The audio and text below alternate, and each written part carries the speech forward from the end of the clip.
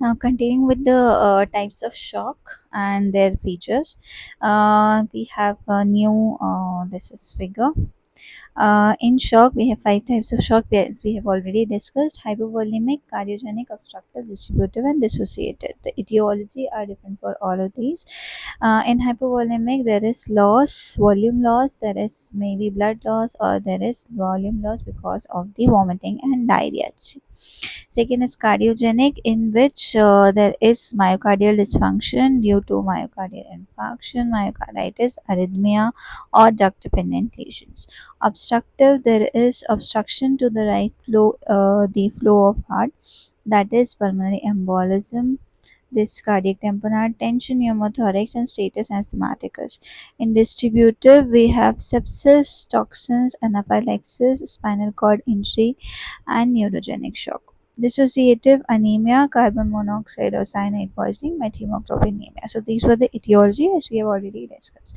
Now cardiovascular findings will be in hypovolemic, there is volume loss, there is decreased preload. This is the main feature. Cardiac output will be decreased in all except one with high cardiac output failure, that is dissociative. Okay, this afterload is increased in all except distributive and plus minus in dissociative. Cardiac contractility is decreased in cardiogenic shock. In obstructive also there will be decreased cardiac contractility. Preload will be increased in cardiogenic shock. Preload and afterload both are increased in cardiogenic shock. So to summarize, the cardiac output is decreased in all except high cardiac output failure, that is dissociative. Preload is decreased in all except in cardiogenic shock. There will be increased preload as well as increased afterload.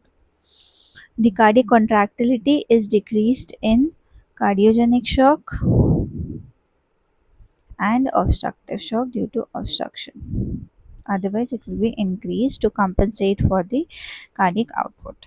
And afterload is increased in all except distributive and plus minus in dissociative. The afterload is decreased in distributive shock. Okay.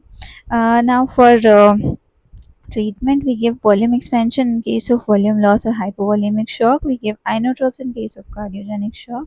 We give vasopressors in case of distributive shock, and relieve obstruction in case of obstructive shock. For dissociative shock, for anemia, we give blood transfusion and specific antidotes for the cyanide and carbon monoxide poisoning.